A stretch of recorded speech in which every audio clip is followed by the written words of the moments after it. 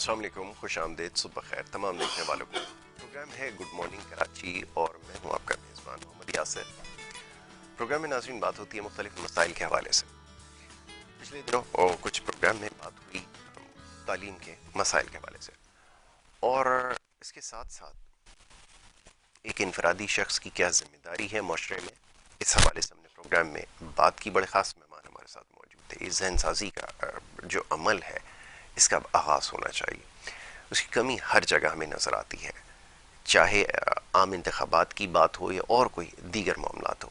सबसे ज़्यादा ज़रूरी है बाशऊर कौम ही अपना फ़ैसला कर सकती है, चाहे वो नुमाइंदों के हवाले से हो या किसी भी हवाले से हो।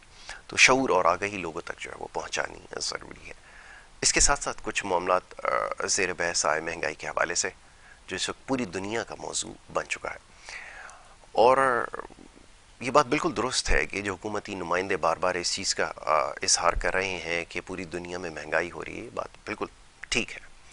अमेरिका के अंदर भी कीमतों में इजाफा हो रहा है, लेकिन कुछ देर पहले मैं ख़बरों में देख रहा था, जो बाइडन जो वहाँ के प्रेसिडेंट हैं, उन्होंने एक बड़ी अच्छी बात की। उन्होंने एक मंतकी इसकी दलील दी है कि क्योंकि कोरोना की वजह से पूरी दुनिया की इकॉनमी में एक स्लो डाउन आया, यानी सुस्त रवि का शिकार हुई, और उसके बाद जब चीज़ें वापस अपनी जगह पर आई हैं, मामूलात ज़िंदगी बहाल हुए हैं, तो उसके साथ साथ ये तमाम चीज़ें जो है उसका इम्पैक्ट हमें नज़र आता है, जिसकी वजह से एक इकनॉमिक थ्योरी हम इसको कहते हैं, डिमांड सप्लाई का जो एक फार्मूला है, तो डिमांड बहुत ज़्यादा आई बहुत सारी चीज़ों की, इस हवाले से चीज़ों की कीमतों में भी उसी तरह इजाफा हुआ। तो ये तमाम चीज़ें हैं, इन पहलुओं की बात की। लेकिन समझने की बात यह है कि जिस तरह की और जिस नौइयत की गुफ्तगू हमारे लोग यहाँ पर कर रहे हैं, जिस तरह के बयानात दे रहे हैं, वो इंतहाई अफसोसनाक है।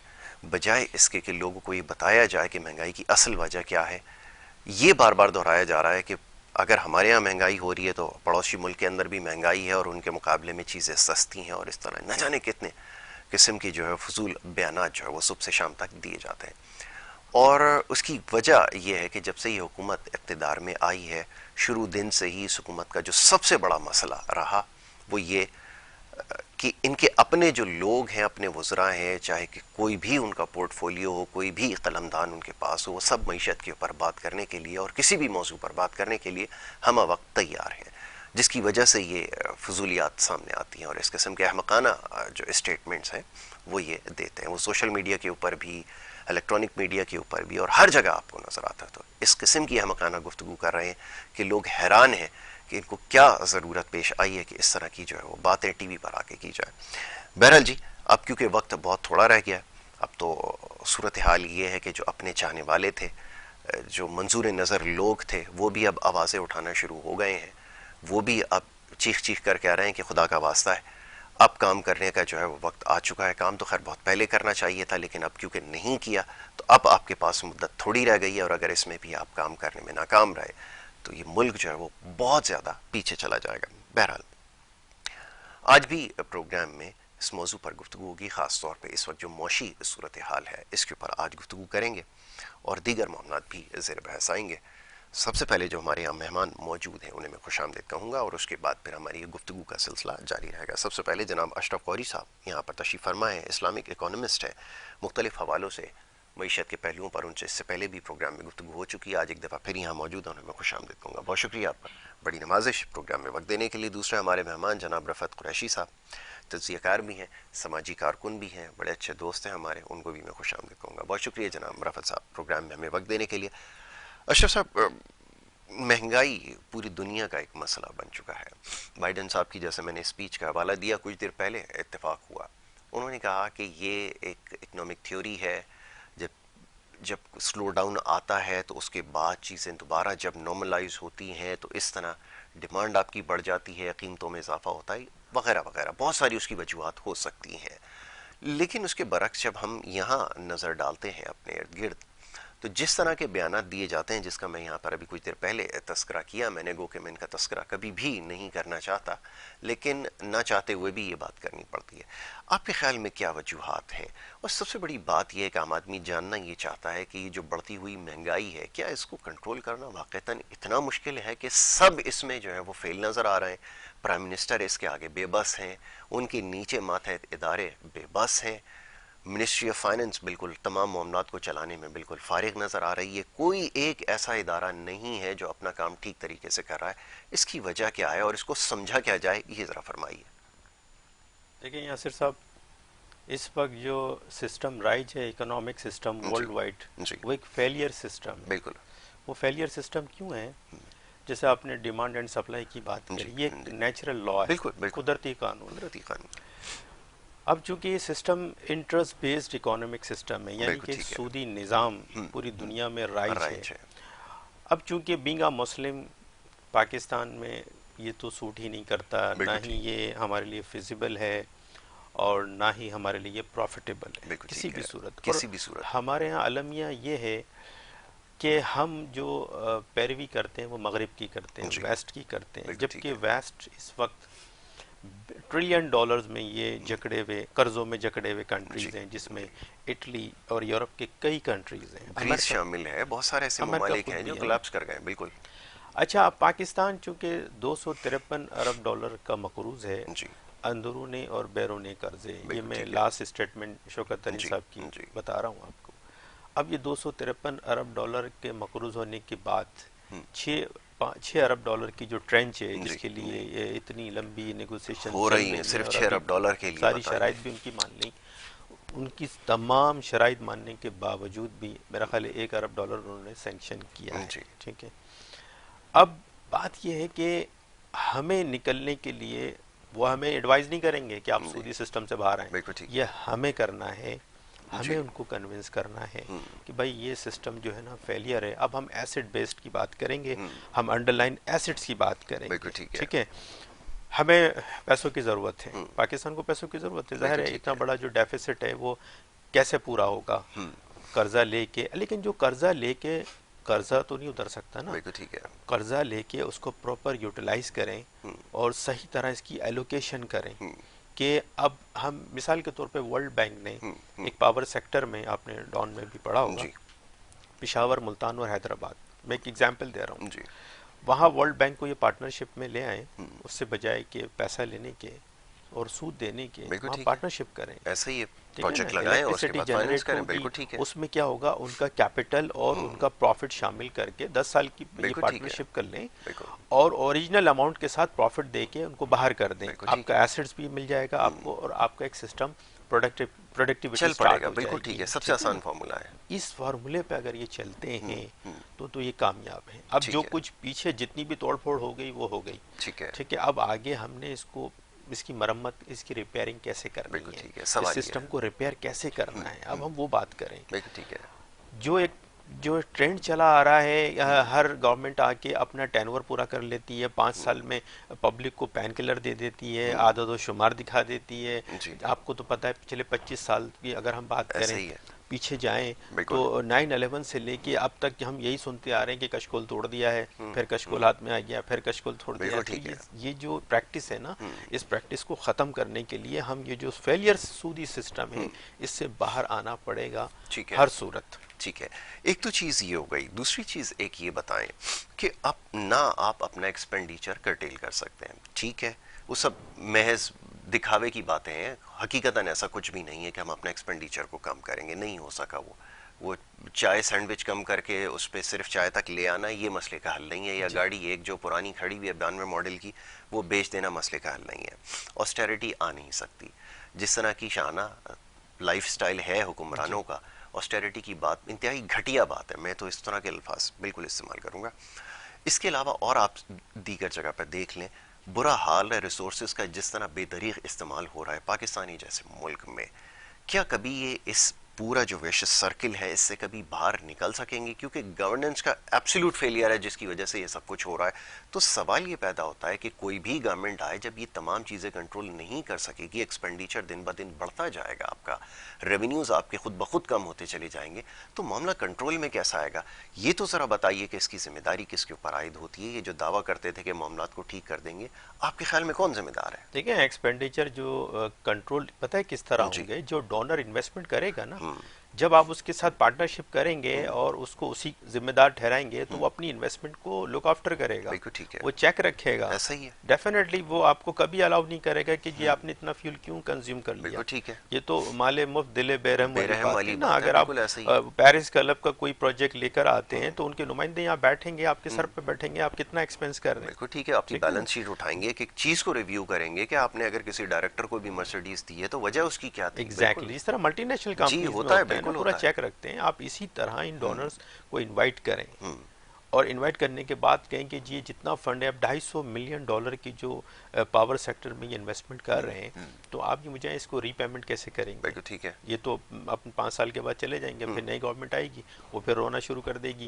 کہ جی یہ تو پچھلی گورنمنٹ کا کام تھا, اب ہم کیا کریں. بالکل ٹھیک ہے, یہی ہماری ایسا پریکٹس ہی ہے ہوتا نا. ہے. تو اس کے لیے یہ پلاننگ کریں کہ وہ پروجیکٹ کیا ہوگا, گورنمنٹ چلی جائے گی, اس پروجیکٹ کو ہینڈ اوور کر جائے گی بالکل ٹھیک ہے, آنے والی گورنمنٹ کو کہ جی یہ منصوبے اب انہیں مکمل کریں. جی پروجیکٹ آپ فائننس کر سکتے ہیں 20 ایئرس تک, جی 25 ایئرس تک, 10 ایئرس تک, بجائے اس ٹھیک کے ہے. کہ اپنی شاہراہیں گروی رکھائیں, اپنے ایئرپورٹس گروی رکھائیں, بالکل. اب آپ کی جان چھوٹ جائے گی. اسی طرح آپ دیکھیں, میں مثال دیتا ہوں, یو اے میں آر ٹی ہے, روڈ ٹرانسپورٹ اتھارٹی, ایک پورا ایک پروجیکٹ ہے, بالکل ٹھیک ہے.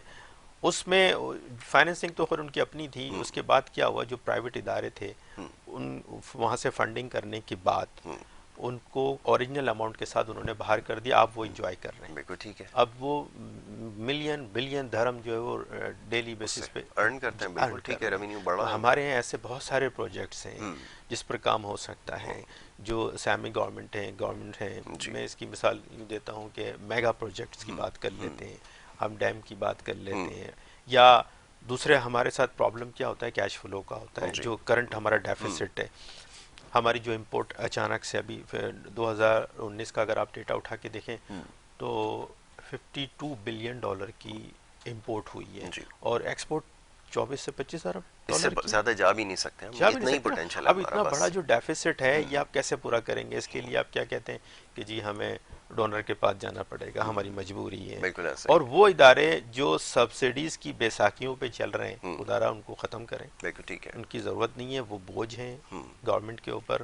ان کو پرائیویٹائز کریں, ان کو تھرڈ پارٹی کانٹریکٹ کریں.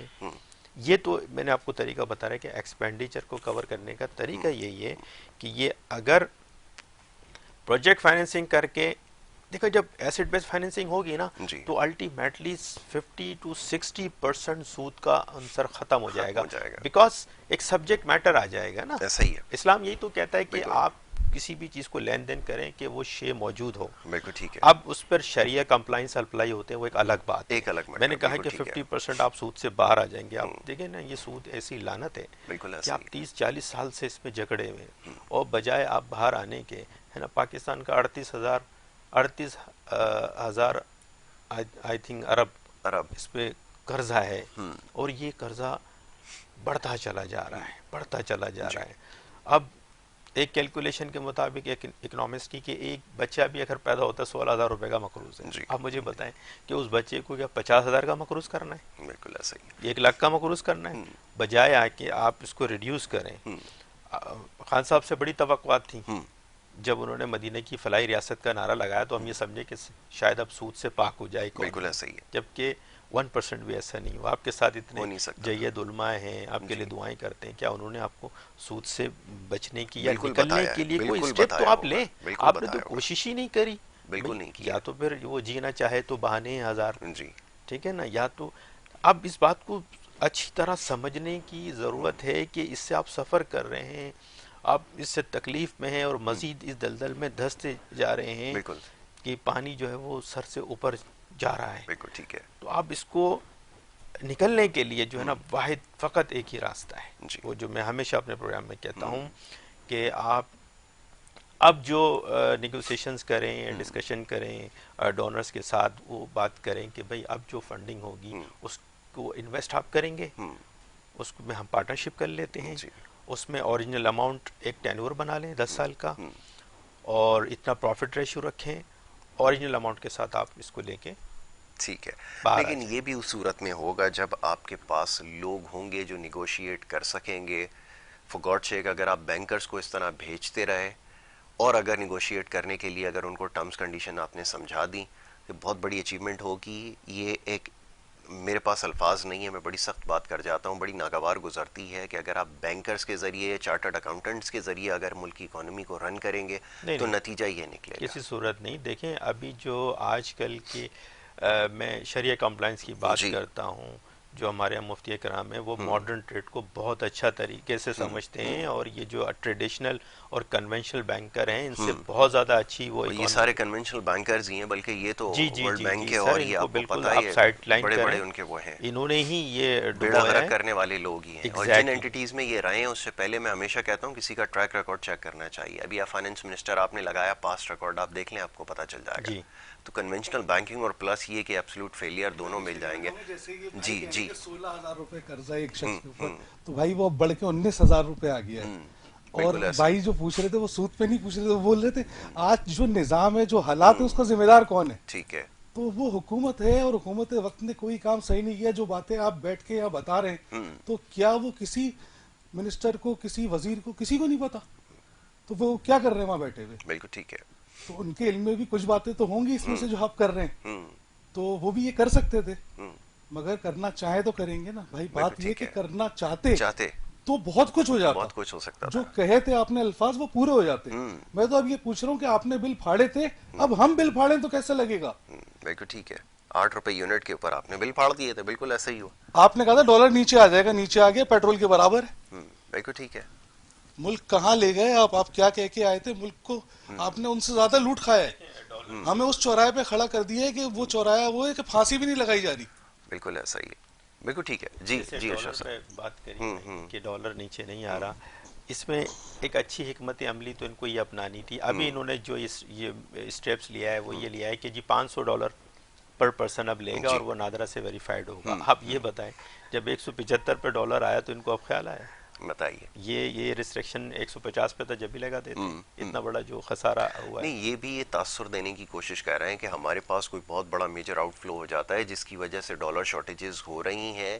یہ کمپلیٹلی فیلیئر ہے آپ کے سینٹرل بینک کا. اب میں آپ کہتے ہیں تو اور مزید الیبریٹ کر دوں گا, لیکن میں آپ سے جاننا چاہ رہا ہوں کہ یہ روپی ڈالر پیرٹی تو کنڈیشن آپ کے پاس لگائی سر ہوئی ہے سینٹرل انہوں نے. بینک کی تو آپ بات ہی نہیں کریں, میں تو ان کی کسی بھی پالیسی سے ایگری کرتا ہی نہیں ہوں. بالکل سودی نظام کو چلانے والے لوگ ہیں, اور پتہ نہیں وہ مسلمان تو نہیں ہو سکتے. دیکھیں ایک مسلمان جو ہے نا, اللہ سے جنگ, آپ قرآن میں واضح ایک اللہ پاک نے بالکل کلیئر اسٹیٹمنٹ دے دیا کہ یہ اللہ سے جنگ ہے اور اللہ اس نظام کو تباہ کر دیتا ہے. تو اس کی مثال ہماری اپنی اکانومی ہے سامنے آپ کے. پھر بھی آپ سمجھ نہیں رہے اس بات کو. اب مجھے بتائیں کہ اسٹیٹ بینک نے ابھی جو لانچ پالیسیز جو لانچ کی ہیں جتنی بھی ہیں ساری سود بیسڈ ہیں, بالکل انٹرسٹ بیسڈ ہے, ساری ایسا ہی ہے. ٹھیک ہے, کبھی 7%, کبھی 7.5%. ٹی وی پہ اشتہار چلائے جا رہے ہیں, 11% ریٹرن آپ کو دیا جائے گا, آپ انویسٹ کریں پاکستان کے. دیکھیں اس اگر پہ آپ تو ہمارے مولویوں کو چاہیے قطع کلامی معاف کے آگے آگاہی دیں. ہاں نہیں, آگاہی تو انہوں نے دے دی نا, اب تو جو پالیسی میکر ہیں ان کی ذمہ داری ہے, وہ تو اس کو سننے کے لیے تیار ہی نہیں ہے. جی اس کو ری شیپ کریں, اس کو انڈر لائن ایسیٹس کریں,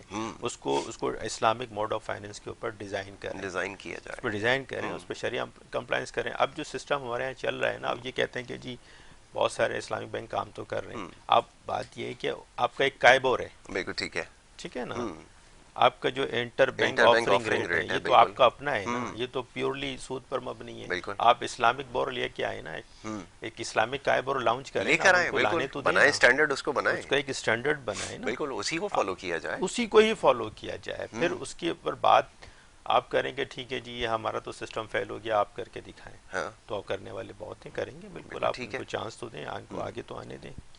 بات یہ ہے کہ آپ کو ڈکٹیشن لے کے چلنا ہے IMF کی, وہ ایک الگ بات ہے. بالکل ٹھیک ہے, ٹھیک ہے, دیکھیں جی جس کا پیسہ لگا ہوتا ہے نا وہ آپ کے معاملات میں انوالومنٹ بھی کرے گا. بالکل ٹھیک ہے, جس طرح بجلی بڑھا دو, ریٹ بڑھا دو, پیٹرول. اچھا یہ اشرف صاحب سوری قطع کلامی کی معذرت, یہ بات یاد رکھی جائے, ہمارے ہاں اس کا بڑا چیخ کر کہتے ہیں کہ IMF کی طرف سے کنڈیشن لگائی گئی ہے.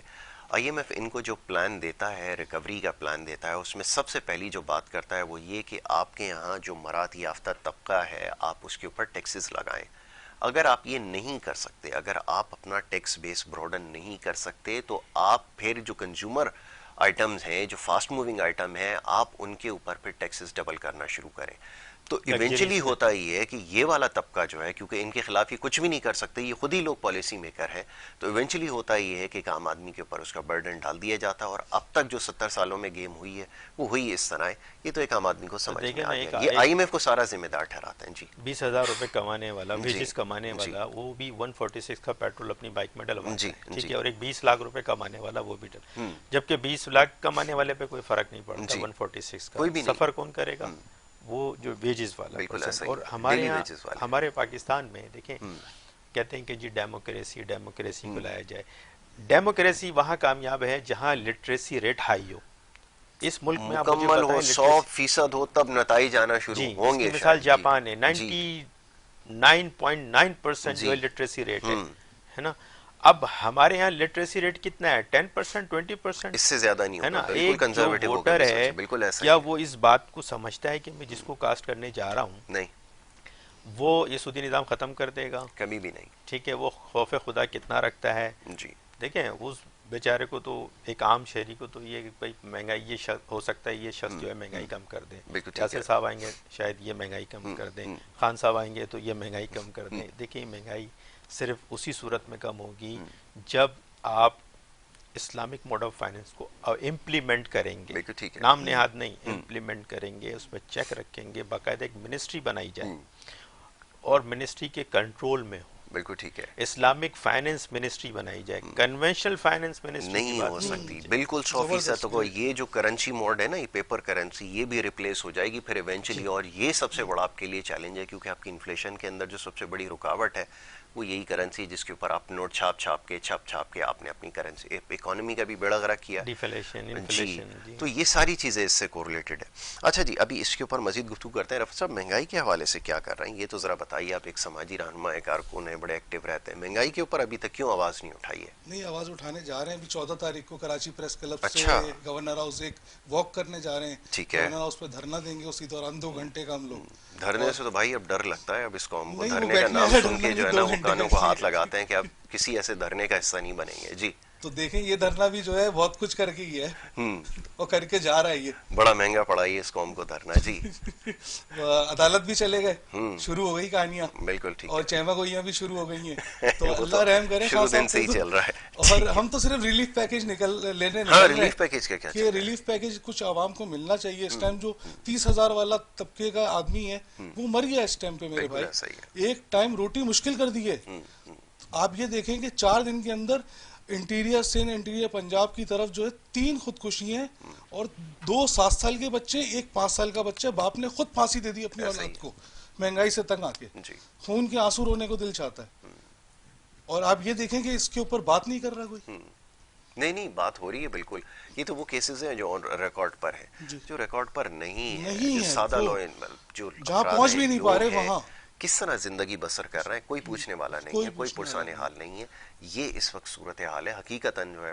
اور اگر پیٹرول کم بھی ہوگا تو آپ یہاں دیکھیں چیزوں کے ریٹ کم نہیں ہوں گے، وہ وہیں ٹکے رہیں گے. ہو نہیں سکتے نا. تو کنٹرول لسٹ والے کیا کر رہے ہیں؟ وہ باہر کیوں نہیں نکلتے کنٹرول لسٹ والے؟ کہ ابھی پیٹرول کا کپڑے سے کیا تعلق، پیٹرول کا پانی منرل بیچنے والے سے کیا تعلق؟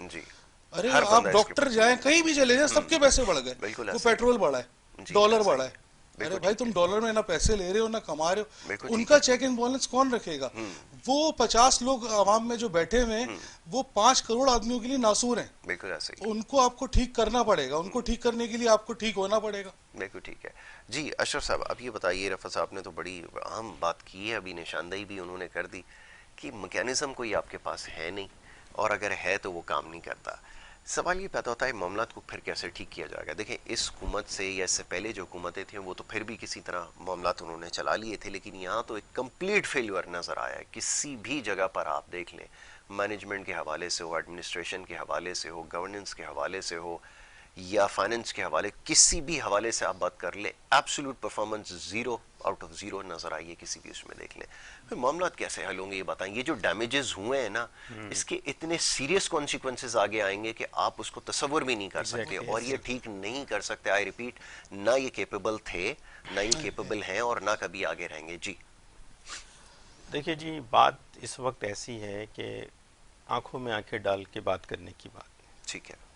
جیسے آپ نے کہا کہ کوئی ایلیجیبل ایک کیبنٹ ہو، جی جی جو نیگوسیشنز کرے بالکل ٹھیک ہے ہارڈ اینڈ فاسٹ جی کہ وہ مرتا کیا نہ کرتا, بالکل ٹھیک یہ ہے تو وہ پوزیشن آ چکی ہے.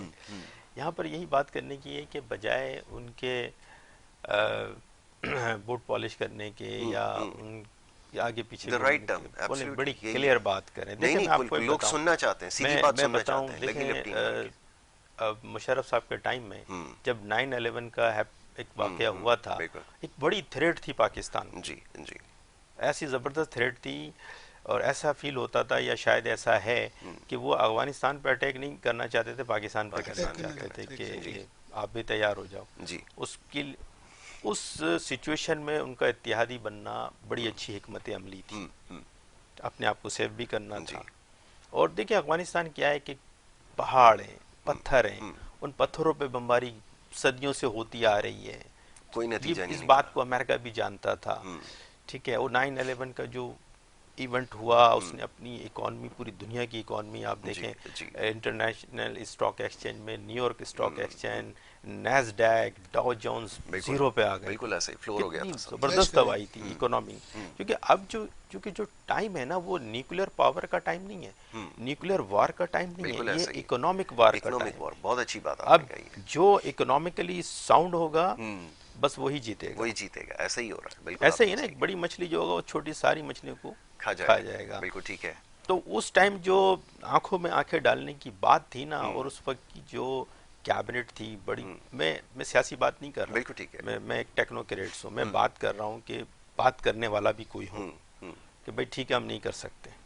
ابھی بات یہ کہ ہم سود نہیں دے سکتے, ہمیں اسٹے آرڈر چاہیے. اسٹے آرڈر کتنا چاہیے بھائی, 10 سال تک ہم آپ کا کمپاؤنڈ انٹرسٹ نہیں دے سکتے, ہم سے اوریجنل اماؤنٹ کی رائٹ آف کی بات تو چھوڑی نہیں, یہی بات کر لیں. ہم رائٹ آف بھی دیکھیں بھائی, مشرف صاحب کے دور میں ہوا رائٹ آف, یہ بات یاد رکھیں, لوگوں کو شاید نہیں پتا.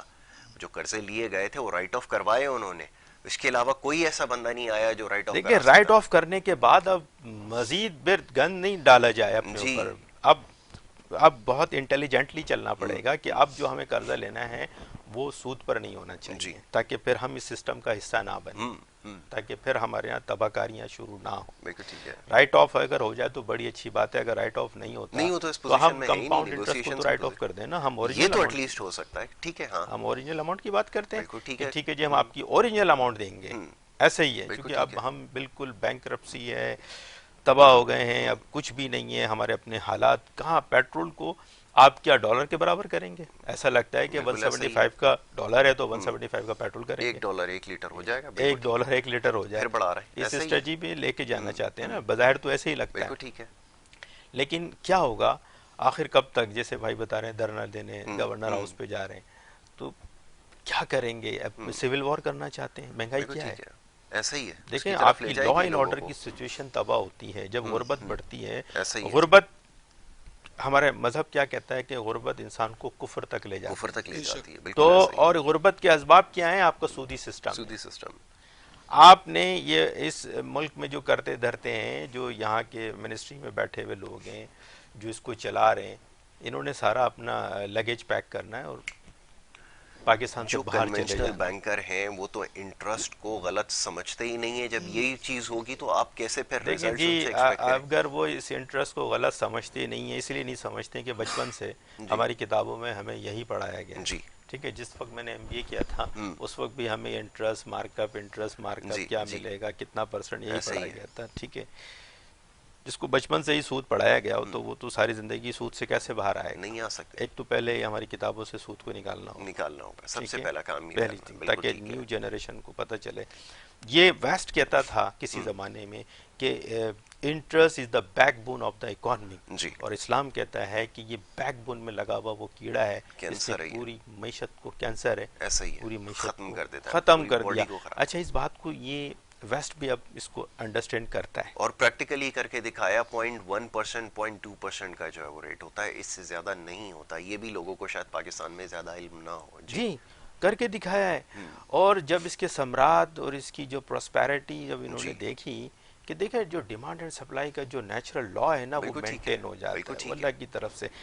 اگر یہ انڈر لائن ایسٹس پہ آ جاتے ہیں, اس کی مثال پہ دیتا ہوں کہ اسٹاک ایکسچینج ہے نا, وہ پورا انڈر لائن ایسٹس ہوتا ہے. ایک ایک شیئر کے نیچے ایک ایک انڈسٹری کھڑی ہوتی ہے. ٹھیک ہے. اب جب یہ قرضہ لینے جاتے ہیں تو مجھے بتائیں وہ انڈر لائن ایسٹ تھوڑی ہوتا ہے. وہ کہتے ہیں کہ جی ٹھیک ہے, مثال کے طور پہ ہم 1000 روپے لیتے ہیں, اس پہ 1000 روپے پہ ہم آپ کو 300 روپے سود دیں گے. جب ٹین اوور پورا ہو جاتا ہے, مہینہ پورا ہو جاتا ہے, نہیں دے پاتے, کہتے ہیں جی اوریجنل اماؤنٹ نہیں دے سکتے, تو اب ہم آپ کو 1600 روپے دیں گے. ایسے ہی نا 300 بھی ایڈ ہو جائے گا اس 1000 میں. تو یہ ملٹیپلائی کرتے کرتے کرتے اتنا برڈن بن گیا ہے اس ملک کے اوپر, اتنا. اور یہ بوجھ کس کے اوپر ہے؟ آپ کے کاندھوں پر ہے, میرے کاندھوں پر ہے, بھائی کے کاندھوں پر. یہ ہماری جو کیبنٹ ہے, جو گورنمنٹ ہے, اس کو یہ سوچنا ہے سنسیریٹی کے ساتھ. دیکھیں لیک آف سنسیریٹی ہے سب سے بڑی چیز. ملیشیا میں مہاتیر محمد ہمارے سامنے وہاں کے یہ رول ماڈل ہیں, ہیرو ہیں. اللہ تعالیٰ نے مسلم کنٹریز کو اتنا نوازا ہے. آپ عرب میں دیکھیں کروڈ آئل ہے, ملیشیا انڈونیشیا میں دیکھیں پام آئل ہے, $1 بلین کی ایکسپورٹ ہے نا. اللہ کا ایک سسٹم ہے, اللہ نے نوازا ہے. انہوں نے کیا کیا کہ وہ کروڈ کو پہلے ایکسپورٹ کرتے تھے, پیسہ بہت آ رہا تھا, لیکن کیا تھا وہ جنریشن جو تھی وہ اس کو بھی تو یوٹیلائز کرنا ہے نا. ان کے انجینئرز ہیں, ان کے ڈاکٹرز ہیں, بھئی کیا کریں. تو انہوں نے کیا سسٹم کیا کہ کروڈ کو کہا کہ اب ہم ریفائن کر کے بیچیں گے. ٹھیک ہے, کیونکہ مونوپولی ہے پوری دنیا میں, پام آئل تو ان کے پاس ہی ہے. تو ان سے پوچھا کہ بھائی جب آپ کو پیسہ ویسے ہی مل رہا ہے, ہم نے کہا ابھی اس وقت پیسے کی ضرورت نہیں ہے, اس وقت نئی نسل کو کہیں ایڈجسٹ کرنا ہے, کچھ سکھانا ہے. اب اس کروڈ پام آئل کی ایک ریفائنری سے 120 انڈسٹریز چلتی ہیں, ایک سسٹم بنایا. بالکل ایسا ہی ہے. تو ہمارے ہاں تو بہت دور دور تک ہم وہاں کے قریب بھی نہیں ہیں. ہمارے ہاں جو چیزیں ایکسپورٹ ہونے والی ہیں وہ تو ہم کرتے نہیں ہیں, الٹا ہم امپورٹ کر لیتے ہیں. نہیں دیکھیں ان کی تھیوری ڈاکٹر ماتیر کی, جب یہ موصوف آئے تھے, جب پرائم منسٹر بنے, اس کے بعد انہوں نے کہا جی ماتیر کی پالیسیز کو یہاں لے کر آؤں گا. انہوں نے اپنی جو اکنامک ریفارمز لے کر آئے تھے نا, اس میں جو سب سے اوپر ان کے ٹاپ آف دا لائن جو چیز تھی وہ تھی ایس ایم ای سیکٹر. انہوں نے اس کو اسٹرینتھن کیا. اس کے بعد وہاں پہ انڈسٹریلائزیشن کا پروسیس اسٹارٹ ہوا, اور اس کے بعد یہ تمام چیزیں جو سائیکل ہے جس کی بھی آپ نے بات کی ہے, اس کے بعد والے فیز میں تمام چیزیں آئی ہیں. لیکن ہمارے یہاں کیا ہوا, اگین میں جب بھی پرابلم انالیسس کرتا ہوں اس پوری اکانومی کا, تو پتہ یہ چلتا ہے کہ اس کی جو فاؤنڈیشن ہے نا, اس میں پرابلم جو وہ انٹرسٹ ہی ہے. اب اگر سافٹ لون اگر فلوٹ کرنے کی کوشش کریں گے تو بیچ میں ہرڈل کیا ہے آپ کے پاس, اگین یہی ہے. تو وہاں پر جب اس چیز کو اوور کم کیا گیا, اور جب مائکرو فائنینسنگ اسٹارٹ ہوئی, سافٹ لون گئے, لوگوں کو آسان اس پہ دیے گئے قرضے, تو آپ نے دیکھا اکانومی کے اندر ایک آہستہ آہستہ بوم آنا شروع ہوا, اور پھر آپ نے دیکھا کہ وہ اکانومیز جو ہے وہ بڑی اکانومیز میں دنیا کے شمار ہونے لگی. لیکن یہاں انفارچونیٹلی نہ ویژن, نہ پلاننگ, نہ ول, نہ سینس آف اونرشپ, کوئی ایک چیز بھی اگر ہوتی تو کام ہو جاتا, سوائے جملے بازی کے, ڈرامے بازی کے, سوشل میڈیا پہ تصویروں کو, اور یہ جو بنچ آف, جو میں سخت الفاظ استعمال کر جاؤں گا, جو ارد گرد موجود ہیں صبح سے لے کے شام تک جو پریس کانفرنسز کرتے ہیں, اس کے علاوہ ان کے پاس اور کچھ بھی نہیں تھا, اور آج تاریخ تک یہی صورتحال ہے. کوئی ایک ایسی سینسیبل بات ابھی تک کسی نے نہیں کی ریکارڈ کے اوپر جس کو دیکھ کر یہ لگے کہ ہاں یہ کچھ کرنے کا ارادہ رکھتے ہیں. حال یہ ہے کہ جو ریلوے کا وزیر ہے وہ بیٹھ کے معیشت کے لیکچر دے رہا ہوتا ہے, جو جناب خارجہ کے امور دیکھنا ہے وہ جا کر جناب صوبائی حکومتوں کی پرفارمنس کے حوالے سے بات کر رہا ہے, وہ جناب جس کو ہیلتھ کے افیئر چلانا ہے وہ نیب کے کیسز کے اوپر بات کر رہا ہے. یہ المیہ ہے. آپ سوچیں کہ دنیا نے کتنا مذاق اڑایا ہے, اور اڑاتے ہیں کہ کس قسم کے لوگ یہاں پر مسلط ہیں, جس کا جاب ہے وہ بات نہیں کر رہا, اور جس کا نہیں ہے وہ صبح سے لے کے رات تک ٹی وی پہ بیٹھ کے پریس کانفرنسز کر رہا ہے. جی رفعت صاحب, یہ ذرا فرمائیے کہ ان کو بھی کہتے ہیں یہاں پہ جو حکومتیں موجود ہیں, خاص طور پہ جو صوبائی حکومتیں, یہ بھی ان کا بھی تو کوئی کام ہے, ان کی ذمہ داری ہے, ان کے خلاف احتجاج کب ہوگا؟ ان کے خلاف بھی بالکل احتجاج ہوگا, مگر اس ٹائم تو جن کے وعدے تھے اور جو سب کچھ کرنے آئے تھے انہوں نے تو تباہی مچا دی نا. آپ دیکھیں ابھی جیسے آپ نے بات کی کہ کام کسی کا, کوئی اور آ کے ٹی وی پہ بیٹھا ہوا ہے, عجب تماشا چل رہا ہے, بالکل دنیا ہنس رہی ہے آپ کے اوپر, بالکل آپ کو کوئی فرق ہی نہیں پڑ رہا, رک کے نہیں دے رہے, 4 سال ہو گئے کہیں اسٹاپ نہیں ہے, اور خاص آپ کو پتہ نہیں لگتا کب کیا ہو گیا, بالکل ایسا ہی, کون سے کمرے میں سمجھ ہی نہیں آ رہا, بول رہے تو سرداری اتنا خراب ہے, آپ کتنے اچھے ہیں بھائی, یہ بھی بتائیں. بالکل صحیح ہے, کون اچھا ہے پھر, یہ تو بالکل کون کرے گا, کون کرے گا, کون کوئی باہر سے آ کے کرے گا؟ نہیں سر, میرا یہ کہنا ہے کہ ججز, جرنلسٹ اور جرنلز, ان میں سے پاکستان سے مخلص قیادت کو باہر آنا پڑے گا اس ملک کو سنبھالنے کے لیے. ٹھیک ہے. پھر معاملات حل ہوں گے. بالکل اس سے پہلے حل نہیں ہو سکتے. ایک قوم بننا پڑے گا, قوم کو بھی جاگنا پڑے گا, قوم کو قربانی دینی پڑے گی, اور یہ قوم قربانی دینے کے لیے تیار تھی. خان صاحب نے ان کے ساتھ جو ہے نا بہت غلط کیا, بہت غلط کیا. یعنی اس قوم کو اس چوراہے پہ لا کے میں نے کہا نا کھڑا کر دیا کہ پھانسی لگانے کو بھی دل نہیں چاہ رہا. بالکل ایسا ہی, بالکل سخت الفاظ ہیں, لیکن بات آپ کی بالکل درست ہے کہ صورتحال ایسی ہی ہے کہ ان کو بیچ چوراہے پہ لا کر. اب دیکھیں عوام کو جگانا پڑ رہا ہے کہ نکلو بھائی, کہاں کیا ریٹ ہے, کنٹرول لسٹ باہر نہیں آ رہی, ہونے کو سب کچھ ہو سکتا ہے, بھی نہیں کر رہے. بالکل ٹھیک ہے. تو اب تھوڑا سا نکل کے ان کو تھوڑا سا احساس کراؤ کہ ایسا نہیں ہے تم سمجھ رہے ہو کہ سب ان کے خلاف ہیں, تو تم نے کوئی اچھا کام نہیں کیا کہ تمہارے ساتھ بھی ہوں بھائی. بالکل ٹھیک ہے.